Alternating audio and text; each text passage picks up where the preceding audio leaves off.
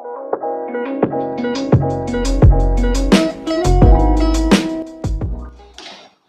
nama Tuhan, shalom saudara terkasih. Kita bersyukur buat kasih Tuhan pada saat hari ini masih ada itu hanya karena penyertaannya yang luar biasa dalam setiap kehidupan kita. Kita percaya jika kita terus dalam Tuhan yang selalu menuntun hidup kita.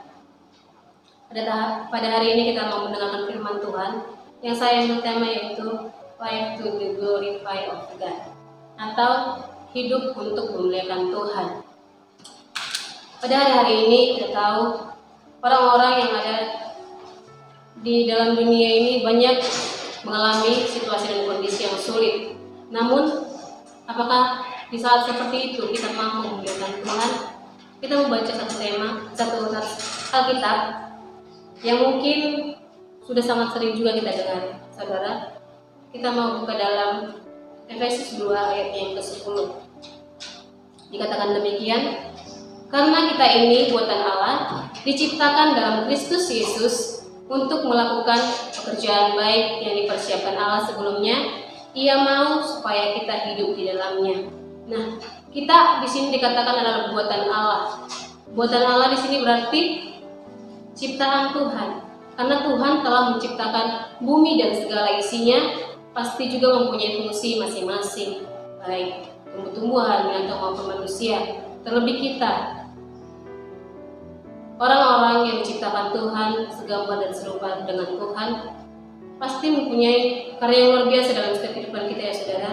Jadi kita ini adalah buatan Allah yang diciptakannya untuk menyatakan kemuliaannya dengan melakukan pekerjaan baik tersebut. Bisa dibilang juga kita ini adalah masterpiece-nya atau karya besar dari Allah tersebut ya saudara. Memang banyak kita bisa lihat juga dalam Yesaya 43, banyak ayat-ayat referensi yang kita tahu ya, Tuhan menciptakan manusia. Namun saya mengambil dalam Yesaya 43 yang ke-7.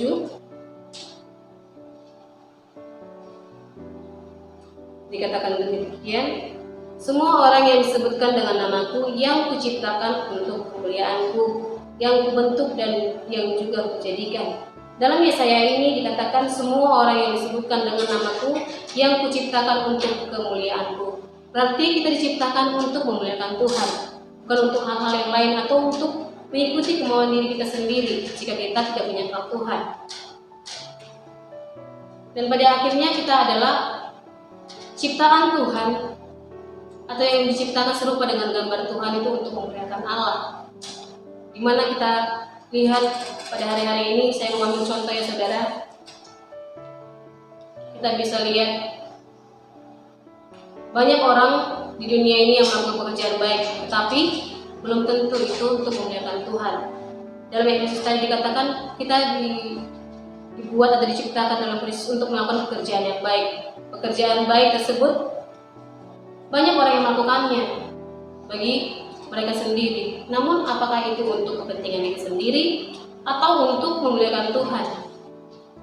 Saya mengambil contoh itu artis atau selebritis yang lagi booming pada saat ini ya saudara. Saya tidak mau sebut nama aja. Mereka ada yang berkata demikian waktu ditanya dalam satu stasiun televisi, dikatakan demikian, mengapa engkau memberi? Mereka kan banyak, terlebih lagi pada hari-hari ini pandemi, mereka banyak memberi sambil memberikan itu pun kita tidak tahu itu motivasinya baik atau motivasinya hanya untuk mencari popularitas semata, karena mereka adalah public figure. Mereka orang-orang yang dilihat baik lewat kanal YouTube atau apapun itu, mereka pasti dilihat. Namun ada seorang selebritis berkata begini, tangan kanan memberi, tangan kiri itu pada umumnya tangan kanan memberi jangan sampai diketahui oleh tangan kiri. Namun saat ditanyai, dia berkata demikian, tangan kanan memberi, tangan kiri itu repost atau rekam posting. Pada saat dia memberi, yang satunya lagi merekam dan memposting setiap situasi atau setiap kejadian yang dilakukannya atau bakti sosial untuk memberikan bantuan. Tangan kanan yang memberi, tangan kirinya yang rekam posting atau repost ya saudara. Ada yang berkata demikian, dan pada akhirnya artis ini yang lagi booming sekarang itu ketahuan bahwasanya dia itu penipu. atau menipu, menghasilkan uang dari cara menipu nasabah-nasabah lain. Ada sebuah aplikasi, dari situ dia menipu banyak orang, termasuk juga di situ diantaranya sampai tukang sayur kalau tidak salah ya saudara. Dia menipu itu dan dia beranggapan bahwa ya biar itu masalahnya dia, yang penting mereka investasi sama saya. Dan saya berpikir begini, ini orang urat malunya di mana gitu, sampai semuanya itu bisa lihat. Dan banyak juga yang mau dia pada hari-hari ini, dan mungkin juga pada akhirnya dia tidak diterima dalam stasiun apapun ya saudara. Dari sini kita melihat apakah motivasi perbuatan baik tersebut untuk memuliakan Tuhan atau untuk mencari popularitas semata.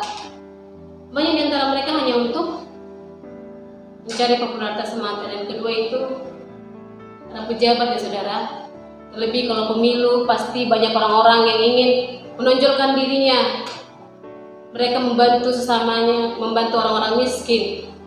Dan mungkin juga sebelum dia mau menjabat, sebenarnya dia tidak pernah memberikan bantuan kepada orang lain atau orang-orang miskin, namun agar dia mendapatkan pamor yang lebih baik atau mendapatkan popularitas dan dapat dipilih oleh banyak orang, dia memberikan hal tersebut, memberikan perbuatan baik. Dan itu juga, makanya saya katakan juga, apakah tujuan mereka untuk memuliakan Tuhan atau hanya untuk mencari popularitas mereka sendiri. Nah, bagi kita saudara-saudara, saya di sini mau ada kasih 3 poin dalam kita mau bagaimana seharusnya kita memuliakan Tuhan tersebut. Yang pertama yaitu melalui setiap perbuatan dan pekerjaan kita. Kita tahu situasi dan kondisi pada saat ini mungkin tidak memungkinkan bagi kita dalam bekerja juga secara online. Namun melalui setiap pekerjaan atau perbuatan kita melihat banyak orang-orang yang melakukan pekerjaan tersebut dengan baik. Mereka ingin melakukan pekerjaan tersebut untuk memuliakan Tuhan. Ada beberapa orang juga yang masih mau mengikut Tuhan dalam pekerjaannya, walaupun mungkin dia bukan di dunia teologi, dia di dunia sekuler saudara. Itu tidak memungkiri bahwasanya kita bisa jadi para pelaku firman Tuhan yang mau memuliakan Tuhan dalam pekerjaan kita, dalam usaha kita. Bukan hanya pendeta atau pengkhotbah atau orang-orang yang memberikan motivasi pada umumnya saudara, namun kita dalam pekerjaan kita mau belajar juga dari di dalam 1 Korintus 10 ayat 31 ini ya saudara. Kita membuka 1 Korintus 10 ayat 31 dikatakan demikian. Aku menjawab, jika engkau makan atau jika engkau minum atau jika engkau melakukan sesuatu yang lain, lakukanlah semuanya itu untuk kemuliaan Allah. Nah, di sini saya mengingat perkataan seorang hamba Tuhan, di mana jikalau kita mungkin bertamu ke suatu daerah yang mungkin daerah tersebut penyembahan berhalanya itu tinggi, namun pada saat kita dijamu di dalam rumahnya, jikalau kita tidak tahu makanan itu sudah dipersembahkan atau belum juga kepada berhala, kita tidak patut untuk menolaknya. Namun kita terima saja, karena di ayat yang ke-27 dikatakan demikian, kalau kamu diundang makan oleh seorang yang tidak percaya dan undangan itu kamu terima, makanlah apa saja yang dihidangkan kepadamu tanpa mengadakan pemeriksaan karena keberatan hati nurani. Nah, dalam hal ini juga kita dapat melihat di mana kemuliaan Allah dinyatakan dengan tidak menjadi syiar bagi banyak orang juga. Jangan merasa kalau kita sudah seperti ini terus kita ke rumah orang menganggap bahwasanya mereka lebih rendah daripada kita. Kita tidak boleh merendahkan setiap orang tersebut. Kita harus mau berbaur dengan mereka.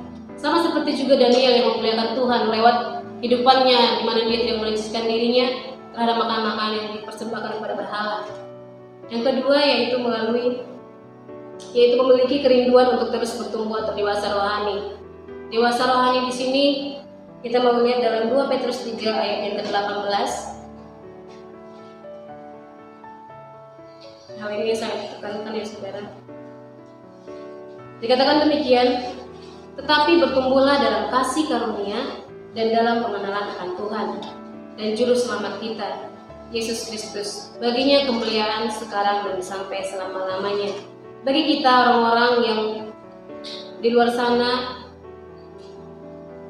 ataupun kita yang ada di sini, mari kita selalu mengikuti teladan Tuhan. Kita mau turut memiliki kerinduan untuk terus bertumbuh dalam dewasa rohani, saudara. Jangan hanya itu karena disuruh ya udah ayo ini. Enggak ya saudara, kita harus memiliki kerinduan untuk terus bertumbuh dewasa rohani. Di sini juga kita diajarkan sebagai orang-orang Kristen, orang-orang percaya untuk selalu mengingat akan Tuhan. Melalui kerinduan untuk terus bertumbuh atau dewasa rohani ini, itu melalui pujian penyembahan kita kepada Tuhan, melalui setiap renungan firman Tuhan kepada Tuhan. Biarlah kiranya selalu kita mau mengingat akan Tuhan dalam setiap kehidupan kita. Jikalau mungkin situasi dan kondisi membuat kita lebih susah untuk menerima keadaan, terkadang kita merasa di mana Tuhan itu? Apakah Dia masih ada di saat situasi dan kondisi lain seperti ini? Bukan seperti itu pertanyaan yang harus kita lontarkan kepada Tuhan ya saudara. Namun Tuhan berikan waktu kekuatan untuk lebih lagi bertahan dalam setiap proses yang Engkau berikan bagi kami. Apapun situasi dan kondisi yang kita alami pada saat ini, biarlah itu tidak mengurangi sukacita kita juga dalam mengikut Tuhan. Dikatakan di sini memiliki kerinduan tersebut. Bagaimana orang yang bertumbuh, bukannya bertumbuh makin ke bawah, namun bertumbuh itu makin ke atas, saudara. Ada peningkatan. Dan bagaimana juga reaksi kita dalam menghadapi setiap proses yang ada di kehidupan kita. Jikalau kita dapat menghadapi setiap proses dengan baik, misalnya suatu kejadian yang kita alami, apakah kita bersungguh-sungguh untuk menghadapinya atau malah meminta pertolongan Tuhan? Kadang-kala kita melupakan kebaikan Tuhan, atau kadang-kala kita menyangkal perbuatan Tuhan dalam setiap kehidupan kita, di mana kita belajar juga dari bangsa Israel yang telah merasakan kasih karunia-Nya waktu laut terbelah, dan pada akhirnya mereka juga bersungguh-sungguh. Terkadang situasi kondisi juga tersebut kita alami, saudara. Namun biarlah kiranya kita mau memiliki kerinduan untuk terus bertumbuh dalam Tuhan, mengikuti teladan Yesus dan mau memuliakan Tuhan.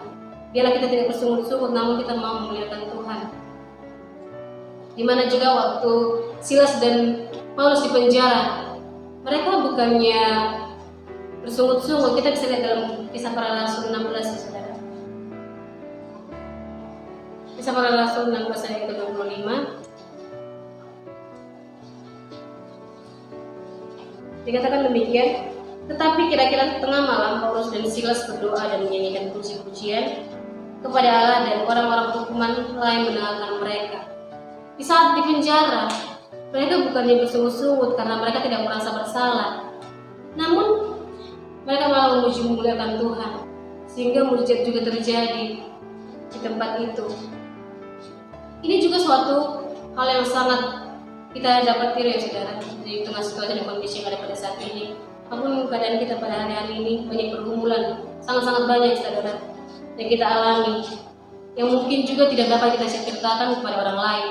Namun mari kita selalu terus bertumbuh dalam keadaan rohani kita, mau mendewasakan diri dalam menghadapi setiap situasi proses kehidupan. Jangan kanak-kanakan atau mau bersungguh-sungguh, ini salahnya Tuhan, ini salahnya Tuhan. Bukan ya saudara. Tuhan tidak pernah menjanjikan keadaan kita seperti ini. Namun respon kita baik atau tidak, itu tergantung diri kita sendiri. Biarlah selalu kita memiliki kerinduan tersebut. Dan yang ketiga yaitu mau dipakai Tuhan untuk menjadi penuai jiwa. Dalam hal ini para hamba Tuhan atau orang-orang yang masih bersekolah teologi ya, itu paling utama. Namun bagi kita juga yang hidup di dunia sekuler, penuai jiwa juga kita dapat lakukan. Bukan hanya untuk menginjili, namun kita bisa lakukan itu melalui perbuatan kita. Orang-orang dapat melihat kita, oh siapa sih, apa sih kepercayaannya, siapa sih Tuhannya, kok bisa perbuatannya seperti ini, apa yang dipercayanya. Kadang-kadang hal tersebut juga dapat menarik minat orang-orang yang mungkin tidak percaya menjadi percaya kepada Tuhan yang kita sembah. Ini adalah hal yang mungkin mustahil bagi orang-orang di luar sana yang tidak bersekolah teologi, namun ini bisa dipakai saudara, karena Tuhan selalu memakai setiap anak-anaknya. Kita diciptakan ada tujuan dan maksud tertentu. Jadi biarlah kita selalu mau menyatakan kemuliaan-Nya Bila selalu kita menunjukkan kasih Tuhan dalam setiap kehidupan kita, melalui perbuatan kita, melalui tingkah laku kita kepada Tuhan, agar kita tidak menjadi syiar bagi banyak orang yang mau memuliakan Tuhan dalam situasi apapun kita hadapi. Menjadi kesimpulannya itu, marilah kita menyatakan kebesaran Tuhan, kedahsyatannya, kemahakuasaannya, kekudusannya, dan kedaulatannya, dimanapun, kapanpun, dan kemanapun Tuhan mengutus kita. Karena Tuhanlah yang telah memenuhi kita dengan kemuliaannya. Bila kita selalu menjadi orang-orang yang memuliakan Tuhan, yang selalu mau dipakai Tuhan dimanapun, kapanpun, dan kemanapun Tuhan memakai kita. Puji nama Tuhan, dan kiranya firman Tuhan ini menjadi rema dalam setiap kehidupan kita. Kita mau belajar untuk memuliakan Tuhan, bukan hanya memenangkan orang-orang yang kita cintai saja, namun orang-orang yang di luar sana yang belum tentu mengenal Tuhan secara pribadi. Puji nama Tuhan, dan Roh Kudus menuntun kita dalam mempelajari setiap firman Tuhan pada saat hari ini. Kita mau berdoa. Bapa di dalam surga, kami bersyukur Tuhan Yesus buat kasih-Mu dalam setiap kehidupan kami. Apa yang baik kami telah belajar Tuhan Yesus, bahwa kami ini ada buat tangan-Mu Tuhan, ciptaan tangan-Mu sendiri yang Engkau ciptakan untuk kemuliaan nama-Mu Tuhan Yesus. Biarlah Tuhan ajar kami menyatakan kemuliaan-Mu Tuhan, bukan keegoisan kami Bapa yang baik. Melalui setiap situasi dan keadaan kami alami, ajar kami untuk selalu Tuhan bersyukur, dan selalu Tuhan mengandalkan Engkau dalam setiap kehidupan kami. Kau menjadi penolong kami Tuhan Yesus. Ajar kami untuk selalu bertumbuh dalam Engkau Bapa. Dan biarlah kiranya Tuhan Yesus kami menjadi penuh jiwa Tuhan dimanapun kami berada. Terima kasih Tuhan, serahkan seluruh kehidupan kami dalam tangan-Mu. Dalam nama Yesus kami berdoa, ucap syukur. Haleluya. Amin.